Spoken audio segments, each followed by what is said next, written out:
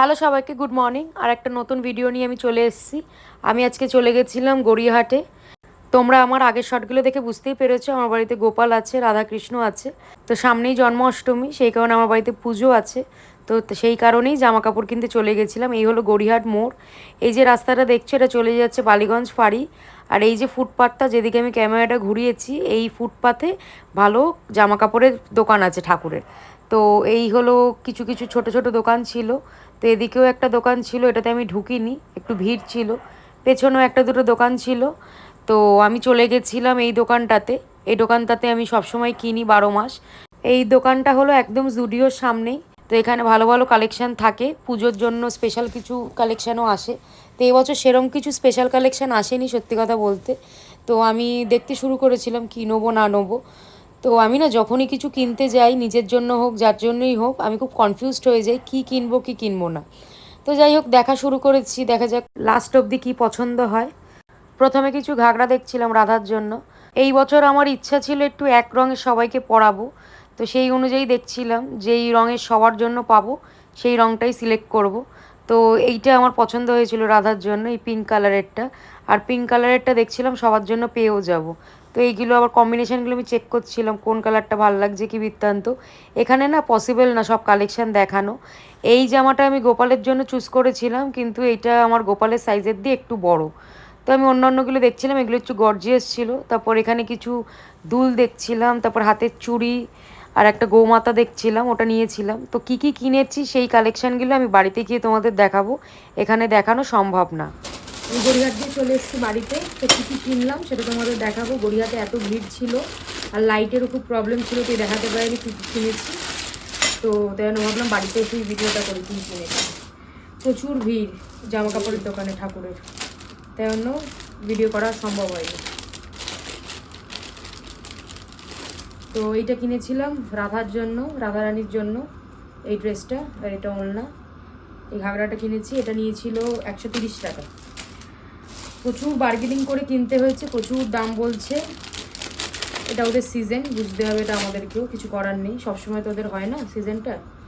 তো এই বছরে একবারই ওরা বেশি দামে বিক্রি করে। আর এটা হচ্ছে 100 টাকা নিয়েছিল, এটা জগন্নাথের। আর এটা হলো বলরামের, দুই ভাইয়ের এক কালার নিয়েছি, সেম কালার, যাতে ঝগড়া না হয় দুই ভাইয়ের মধ্যে যে আমি এটা পরবো আমি ওটা পরবো। আমাদেরও হয়, তো ওদের কেন হবে না। তো প্রত্যেকটা জিনিসই বার্গেনিং করে করে নিয়েছি, নাহলে প্রচুর দাম বলছিল, সম্ভব না অত টাকা দিয়ে কেনা। আর ঠাকুরের জামা বলতে গেলে আমাদের জামার দিয়ে বেশি দাম, মানে কাপড় অনুযায়ী। এটা গোপালের জামা, এটা এরমভাবে পরানোর, হাত গলিয়ে পরানোর জামা। এটা আমাকে প্রচুর টাকা চেয়েছিল, 200 টাকা চেয়েছিল, আমি 150 টাকা দিয়ে নিয়ে এসেছি। এটা চিকনকারির কাজ করা বলে একটু বেশি টাকা চেয়েছিল এটা। আর কৃষ্ণর জন্য ওই সাদা ধুতি নিয়ে এসেছি, এটা 50 টাকা নিয়েছিল।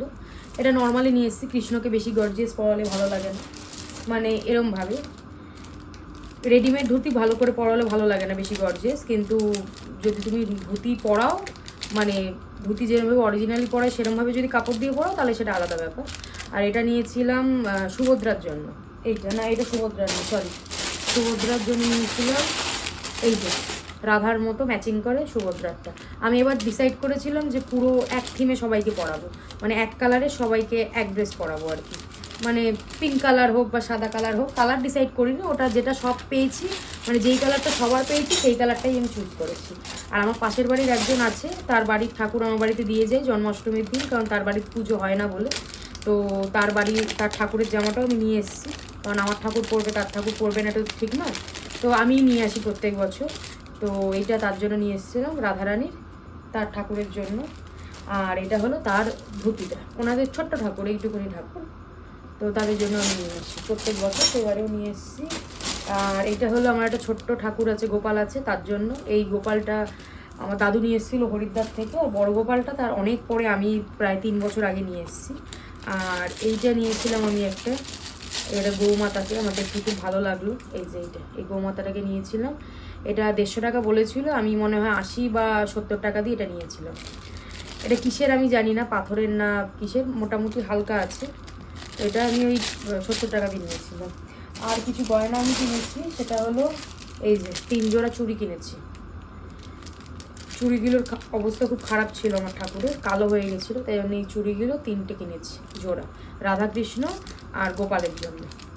গয়না আমি বেশি কিনিনি, আমার কাছে প্রচুর গয়না আছে অলরেডি, তো বেকার আমি গয়না কিনিনি, কারণ গয়নাগুলো নষ্ট হয়ে যায় থাকতে থাকতে, সেরকমভাবে তো মানে মেনটেন করা হয় না, তো বেকার জমিয়ে তো লাভ নেই, যেগুলো আগের আছে সেগুলোই পরাবো। আর এই হারটা আমার খুব পছন্দ হয়েছিল, এই যে কতটা বোঝা যাচ্ছে জানি না, এই হারটা আমার খুব পছন্দ হয়েছিল, এই হারটা আমি নিয়েছি, দেখা যাক কাকে পরাই, রাধারানীকে না গোপালকে। কৃষ্ণকে তো ভালো লাগবে না এটা, আশা করছি রাধারানীকেই ভালো লাগবে বা গোপালকে, তো যার জামার সাথে ভালো লাগবে, যাকে ভালো লাগবে তাকেই এটা পরাবো। আর পাগড়ি আমার কাছে জগন্নাথ বলরাম সুভদ্রারও 2 সেট আছে, আর কৃষ্ণ আর রাধারও আছে, রাধা কৃষ্ণ গোপাল সবার আছে, তাই জন্য আমি আর কিনিনি। আর কীরমভাবে সাজাবো সেটা তোমাদের পরের ভিডিওতে দেখাবো, মানে জন্মাষ্টমীর দিনের যে ভিডিওটা করব সেটাতে দেখাবো, সাজানোর ভিডিওটা অবশ্যই দেবো, আর বাদবাকি ভিডিও যদি সম্ভব হয় দেবো। তো পরের ভিডিওতে আবার দেখা হচ্ছে। থ্যাংক ইউ পুরো ভিডিওটা দেখার জন্য, আর যদি সাবস্ক্রাইব না করে থাকো এখনও, তাহলে সাবস্ক্রাইব করে নিও আমার ভিডিওটা, চ্যানেলটা, আর ভিডিওটা লাইক কমেন্ট শেয়ার করে দিও। থ্যাংক ইউ পুরো ভিডিওটা দেখার জন্য।